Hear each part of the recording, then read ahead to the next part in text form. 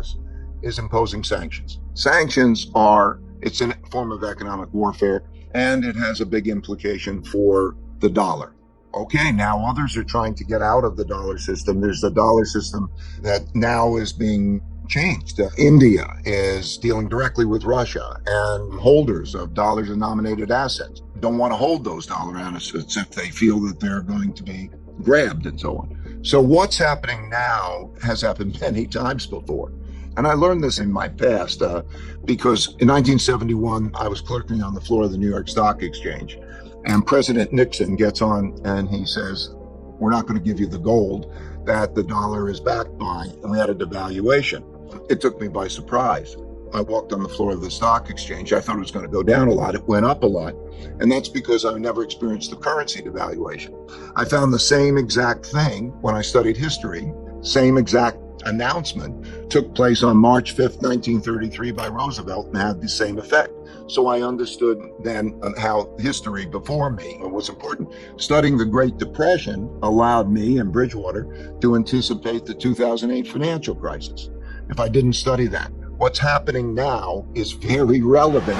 The past is a guide to what's happening now. As we are approaching a challenging of the world order, in other words, a great power challenging another, there is an increased likelihood of some kind of war. There are 5 kinds of wars. There's a trade war, a technology war, a geopolitical influence war, a capital war, which we're in the midst of, and then there's a military war. And those things drive countries to be self-sufficient and independent. And as a result, globalization diminishes and nationalism increases. It's not the stock market. Stock market, so in the book, it takes you through the stock markets during war periods. And so the only thing that matters for stocks is the cash flows. And as you get into the conflict, that's a different story. If you begin to see, as it progresses, those that are affected by the individual events have an effect. For example, tech stocks. But anyway, in answer to the question, how does it affect the markets? It affects the value of money, most fundamentally. Like what we're seeing now is that the value of money, when you run very large deficits, you have to spend a lot. You have to spend a lot on social programs. You have to spend a lot on defense. You have to spend a lot on environmental programs and so on. And so when you spend a lot more money than you earn, then you have to print money to make up that difference, to make the purchases. And then that devalues money. And so it's like the examples I gave you of the 2 currency devaluations that you had before. 1971 led to the inflationary period of the 1970s. And so you have the stock market. Yes, the stock market goes up and other things, but cash is trash. And people then begin to learn that the bonds that they're holding have negative returns. And it starts to change the value of money, the value of dollars and so on. So money goes into other assets. It produces more of an inflation, and you start to enter a certain type of environment. And the environment that we're in is beginning to be very much like that of the 1970s. There's 2 ways of dealing with debt. You pay it back in hard money or you pay it back in soft money. You pay it back in hard money and you have a problem. You have a depression. So throughout history, whenever that was done, pay it back in hard money.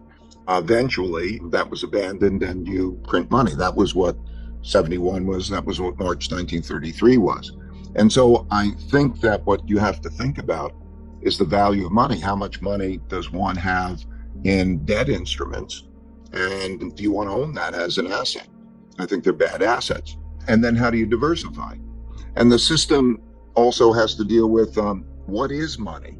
Is the dollar going to remain the same sort of reserve currency? And then you see the development of alternative monies. We're seeing a variety. I think different types of money will compete with each other in the environment we're in. Maybe it's crypto, maybe it's gold, maybe it's other things. Maybe the digital RMB competes with the US dollar. We're going to come into an environment. Think about how much money is being stored in debt instruments, those debt assets. Think about how poor those returns are. So that kind of a shift, I think, is very important. All currencies have a lot of debt. So when you look at one relative to the other, there will be a lot of printing.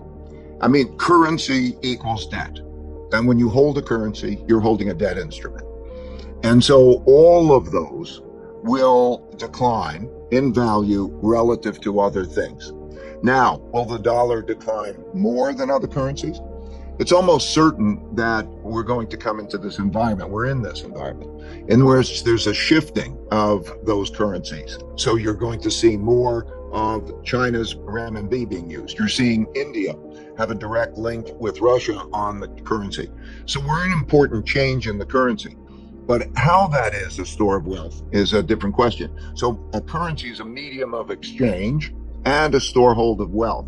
And its storehold of wealth is now a problem, particularly for the dollar, but it's also a problem for other countries. So that's why you have inflation. As money goes into other things and the cost of borrowing is so low relative to the inflation rate, then it encourages the borrowing of money and the sale of money. In other words, not holding financial assets like that. So that's, yes, I think you're changing the nature of what money is and what the dollar is as a storehold of wealth.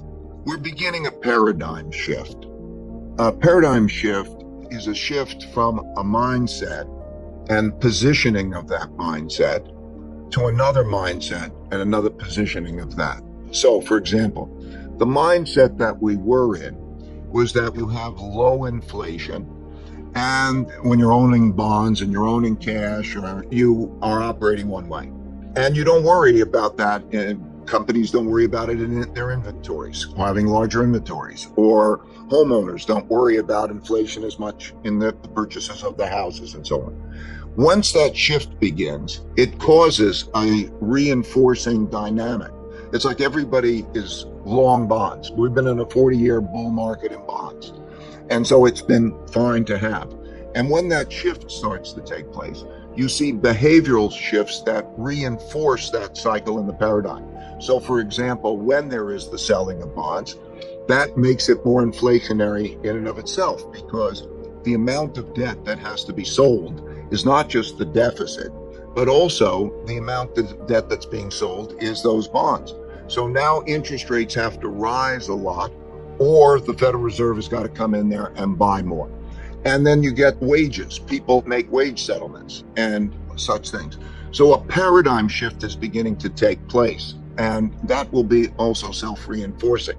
And it's taking place in this context of the conflict, which then creates the breakdown of efficient systems. Each country wants to be self-sufficient. It needs to protect itself. And in being self-sufficient in that way, then you have less efficiencies in the system. And all of that becomes self-reinforcing. So it's all happened before. It's all happened many, many times before. Yeah, I'm concerned about that. When you raise the return on bonds and you raise the return on cash and you tighten money, then that makes other assets less attractive, such as risky assets, particularly long duration assets like tech stocks and the like. So you produce that squeeze, yes, but that's still only at 2% or a little bit over 2%, with an inflation rate which is considerably higher than that. We've had a 7% inflation rate, and we'll probably settle, it'll be a 5%-ish or something. And so you're still losing that money to inflation. People are. So what you have is enough tightening by the Federal Reserve to deal with inflation adequately is too much tightening for the markets and the economy. So the Fed is going to be in a very difficult place a year from now as inflation still remains high and it starts to pinch on both the markets and the economy. Here's the problem. If you're borrowing more money than you're lending and you have a lot of debt, you either are going to pay back in hard money or in soft money. And so it creates a very difficult trade-off. So what can you do?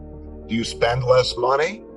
So that the trade-off becomes more and more difficult. And that's what brings about a stagflation environment, because they try to navigate between those two undesirables. In other words, they want to contain inflation, but too high of an interest rate that's good enough for inflation causes too much economic development. So what can they do?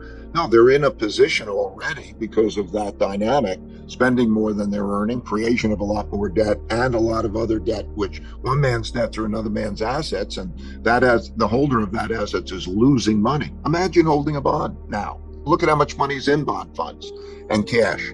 Okay, not only in cash, you don't get any return to compensate for the interest rate, and in your bond fund, you get negative returns.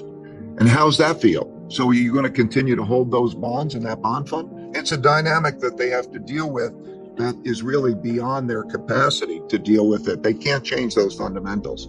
I think that most likely what we're going to have is a period of stagflation. And then you have to understand how to build a portfolio that's balanced for that kind of an environment.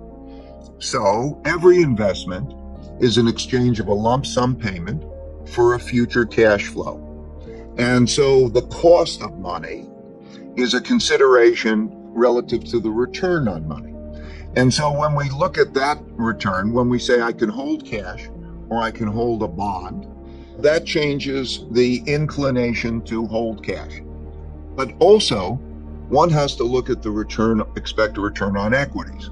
In other words, one calculates the present value of future cash flows. You estimate what are those earnings going to be in the future and what are they worth today. Stocks are now having expected returns, which are not very much more than bonds, which would be not very much more than cash. So as that happens, so that why should I own equities farther out, and have the volatility of equities?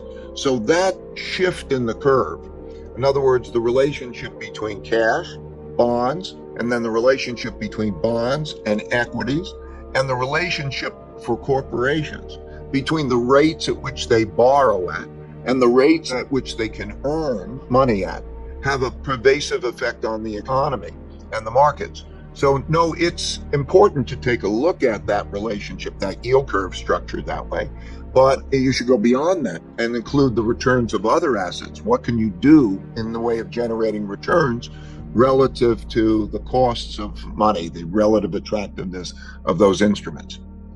You have to have an economy in which the people believe that you have a fair system and you have to have productivity.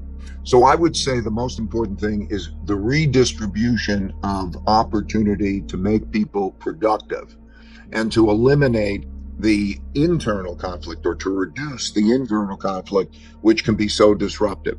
When you see large wealth gaps and at the same time you see economic problems, you have a lot of internal conflict, and that internal conflict is bad economically and it's bad socially. But it's not just the wealth gap, it is the productivity level that results. And it's certainly going to be a political issue. So when we talk about markets and the economy and all of these things, we have to realize, for example, that internal conflict will have a big effect. The world order was made in 1945 at the end of a war. And a civil war can begin a new order inside of a country. The Chinese Civil War began their new order 1949. And so that's like a new beginning. They always come out of wars. And a war is a fight for how the system works. So we'll begin there. After the fight of how the system works, it's a great leveler. It gets rid of a lot of the debts and it starts over. And then there's a new power. In the United States, the New World Order, it was an American world order because the United States won World War II. It had 80% of the world's gold. Gold was money. It had the dominant military power. It had nuclear weapons. And because of that, we began the American world order. They carve up the world. Here are the borders. This group gets this piece and so on and so forth. And then they begin. And by the way, this has happened repeatedly throughout history. And so they start off with those new rules of the game. And you enter a period of peace and prosperity. And it's peace because nobody wants to fight the dominant power. The dominant power won. And there's a change in psychology really that you're dealing with. Because quite often, these things take place, they take a generation or more to take place, a lifetime. And the people who enter the war do so boldly. But everybody who enters the war and then goes through the war wish they never went through the war because it's so terrible. But they come out and the war is over. They want peace, they want productivity, and so on. And it's a great leveler, less wealth gaps and so on. And they work well together and they build a period of peace and prosperity. That is a long period of peace and prosperity. But during that peace and prosperity, more and more prosperity takes place. and they increasingly bet on that prosperity, and people get more in debt. And so you see the debt levels rise, and you see naturally as prosperity comes, it comes in unequal ways, and some get richer than others. And so wealth gaps rise. And then those wealth gaps increasingly create opportunity gaps because the rich people have more resources to educate their children and of them the benefits. And so that happens over a period of time while the economy gets more indebted. And of course, as time progresses, other countries also rise. Those maybe that even lost the war, like Germany and Japan, they rebuild and they become competitors. And so what was a unique power of having won the war becomes less unique as there was more competition. And then you get a new generation of people who have a different mentality. They get used to those benefits and so on. And they are, let's say, less cautious in their financial behavior and so on. And so the classic ingredient also is that that country that wins the war also has the world's reserve currency. Because, okay, you need a currency to transact internationally. It's like a language. You need a language to transact internationally. And the winner of the war gets the world's reserve currency because everybody thinks that's the most stable. And they also want to save in it. So I think there are three big forces to keep your eye on. And when you see them in their cycle, then it's clear. First, are you earning more than you are spending? I want them to look at it as the country, but the country is nothing more than the aggregate of the people. And so when you look at those three forces, I want to make sure that they're clear and you could align them up and you could see where you are. Is the country earning more than it's spending and building savings? Or is it spending more than it is earning and creating debt? Because one man's debts are another man's assets. And when somebody is holding those assets and they're producing a lot more of that money in debt, money goes down in value as they produce it to produce that buying power. And then that gets people bad returns. It produces a higher amount of inflation. And then people get out of cash and bonds. And that produces rising interest rates while there's rising inflation. And that produces stagflation. So I want them to get the mechanics of that because that's happening now. You could see it. This is not controversial. We are producing a lot of debt. We're spending a lot more than we're earning. And as a result, they're printing a lot of money. And the printing of a lot of money creates a lot of inflation. And with that inflation, cash is trash. You don't want to hold cash. And you get out of that. And that causes rates to rise. And that's one of those three factors. So you can see it happening. The second force is the internal conflict force, how you are with each other. Are you operating cohesively, common mission, and moving in the right direction? The system working? Or are you at each other's throats? Is the system threatened? Because history has shown when the causes that people are behind are more important to them than the system is in jeopardy. And that is a risky situation. It's a risky situation because it produces disorder and it can produce a form of civil war. And at those times, when you have that, you see greater and greater polarity. In politics, it shows up at greater and greater populism of the left and populism of the right. And populists want to fight for their side. They're not moderates. Moderates want to work together to try to find a compromise that's best for the whole. Populists appeal to their crowd by saying, I am fighting for you. And they will fight each other. And that fight can be at the threat of the system. So in history, for example, we saw 4 democracies in the 1930s choose to become dictatorships as one side fights to the other because they become so disorderly. And we have a system right now that you could see that it is possible in elections that neither side might accept losing. And so the system becomes in jeopardy. And you see that the moderates leave the system. It can't be moderate. You have to pick a side and fight. And so you see this in the French Revolution. There were moderates in the early part of it that recognizing that there were problems and wanting to work together. The moderates got guillotined. Polarity began. The same was true in the Russian Revolution. The same was true in the Chinese Revolution, the Cuban Revolution, and so on. Polarity gets greater and greater as there's a greater intensity to fight. And that is the internal piece. So that's the second force. And the third force is the rise of a great power, the geopolitical force that's going on, that we're seeing today with China and Russia and so on, and how that's changing. Because when the power of a country diminishes, when we get weaker financially, or how we are with each other, and so on, there are greater vulnerabilities. And there's always the competitive power that learns how to become stronger. Competition always happens. There's the establishment, and then there's the new competition. And as they get stronger in all ways, militarily and commercially, and so on. And that's the dynamic that we're seeing. The events that happened in the Ukraine, and that is bringing all this development internationally up at a little bit quicker pace. It's the same dynamic. There are two sides, and there'll be neutral countries. Just like in the war, there was the Allies and the Axis powers, and then there are neutral countries. And so that part is developing. The U.S. conflict part is probably progressing a little bit quicker. On the world order, the developments in the Ukraine, maybe I should put those in perspective.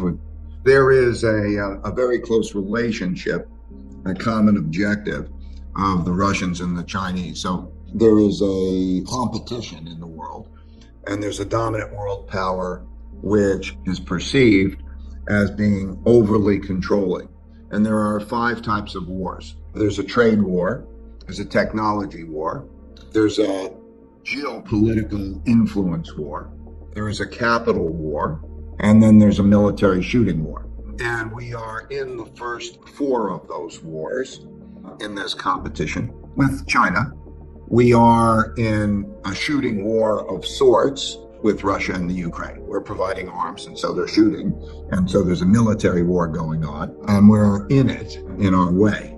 So we're at those particular spots. And the capital war is sanctions.